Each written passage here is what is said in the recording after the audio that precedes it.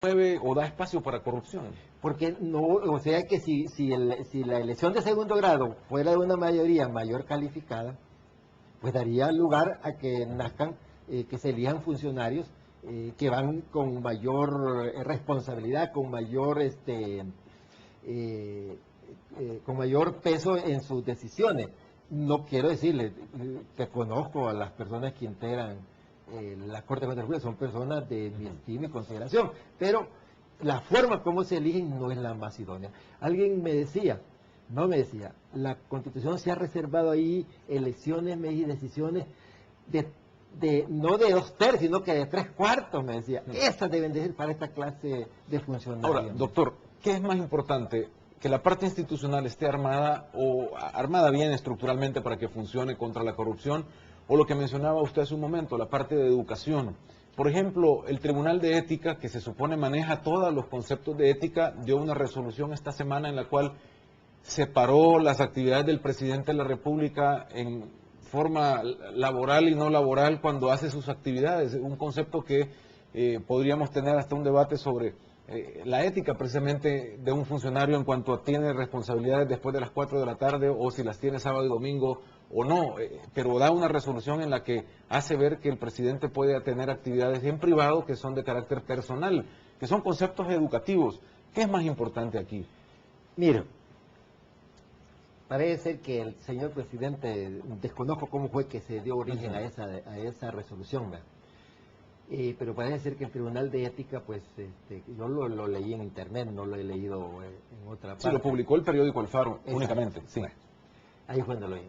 Entonces, dice que el presidente no comete ningún abuso, ninguna arbitrariedad, falta de sus obligaciones por haber ido a un acto y porque el presidente después de las 4 de la tarde fue en su carácter personal. Mire, yo creo que esos son conceptos ya superados. El presidente es el presidente, los 5 años de su elección, vea. Porque bajo ese criterio, por ejemplo, a los jueces se les está prohibido ejercer la función notarial y el ejercicio de la abogacía. Entonces me van a decir un juez, no, mire, yo después de las 4 de la tarde dejo de ser juez, y entonces ya no estoy prohibido para hacer tal cosa. Y así podría decir cualquier otro funcionario. No, yo ahí disiento con el Tribunal de Ética y el presidente es las 24 horas del día y el presidente como la máxima figura son parte tal vez de los sacrificios que tiene uno que hacer cuando llega a esos niveles, ¿verdad? De tener que privarse de algunas cosas, pues para eso terminará su periodo y tendrá todo el resto de su vida para poder hacer actos que no tengan que reñir con esta clase de situaciones, si es legal o no es legal, etcétera. Ahí hay un artículo expreso de la Constitución que le prohíbe al funcionario público, y ya no digamos a esos niveles, de hacer política partidarista, de hacer cosas que puedan ser discutidas. Entonces, mire, la ética es la parte de la filosofía que trata sobre lo que debe ser bueno o malo.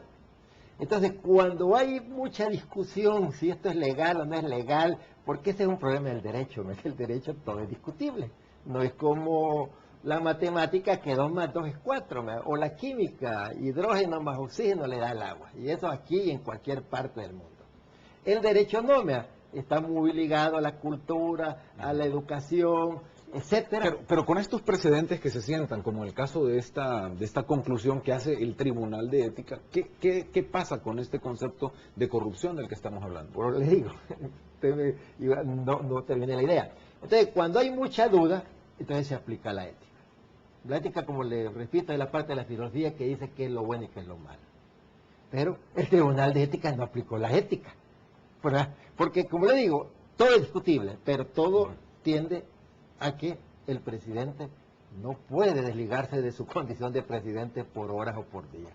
Él es el presidente en los 5 años de su mandato y debe guardar una conducta y una actividad que no vaya a provocar si es que estaba siendo presidente o no siendo presidente. Así yo le podría contestar y resumir. ¿Es un precedente peligroso o es un precedente dañino a los conceptos de la lucha contra la corrupción? Claro, porque irradia mal ejemplo. Mañana dirá cualquier otro funcionario que él tiene algunas prohibiciones. No, miren, yo ya después de las 4 ya no soy funcionario, sino que ya puedo hacer cosas privadas. Mañana a las 8 ya me vuelvo a poner otra vez la camisa de funcionario. No, el funcionario funciona a las 24 horas del día, ¿verdad? Ahora, en El Salvador hay corrupción en todos los niveles. ¿Es una cultura de la corrupción que tenemos? Miren, no hay duda pues que se le llama corrupción desde el que se lleva un lápiz hasta el que se lleva millones, ¿verdad? Claro, pues esta corrupción del lápiz, pues esto pues podríamos caer en el nivel de, pues no sé cómo llamarle, ¿verdad? Pero un raterismo, lo que sea, ¿verdad? No, pero la corrupción que daña a las sociedades es la corrupción de esos niveles. Por ejemplo, parte de la crisis financiera internacional, hay una gran dosis de corrupción. Los estados y los gobiernos no ejercieron control, no cumplieron su función, dejaron que eso, dejar pasar, ¿verdad? Entonces, además de otros elementos, pero hay una gran dosis de corrupción. Incluso en los Estados Unidos se hablaba que el FBI iba a empezar a investigar y deducir las responsabilidades. Ya no se dijo nada, ¿me entiendes?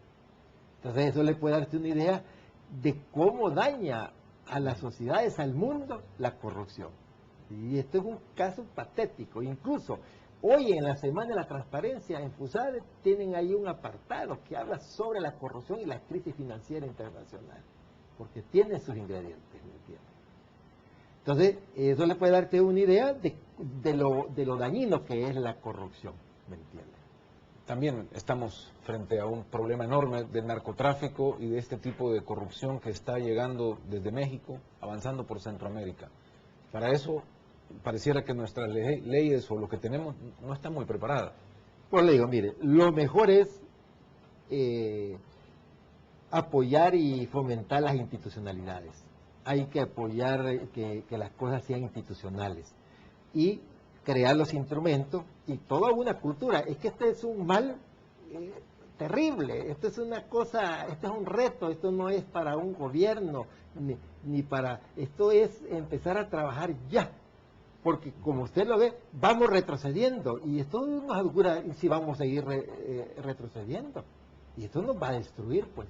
La corrupción en todas sus manifestaciones, ¿verdad? Ahí entra el crimen organizado, ahí entra el narcotráfico, ahí entra el mal manejo de los fondos públicos, bueno, un sinnúmero de consecuencias terribles. Por eso yo le decía al principio, y lo vuelvo a repetir, esto es un tema que hay que hablarlo, ¿verdad? Y hay que plantearlo, ¿verdad? Y no es porque yo me considere perfecto, ¿verdad? O el que lo habla se considera perfecto, pero hay que tratarlo por lo menos, ¿me entiendes? En un día internacional contra la corrupción, que ningún medio traiga ni siquiera ahí un par de líneas sobre esto, le puede usted dar el grado de atención que se le pueda dar a este mal. Doctor, muchísimas gracias por sus opiniones y precisamente por llevarnos esta mañana esa intención de reflexionar sobre el tema de la corrupción en el país. Gracias. Gracias a usted. A ustedes también por su sintonía. Vamos a hacer una pausa al regresar nuestra franja informativa con el resumen informativo de los deportes.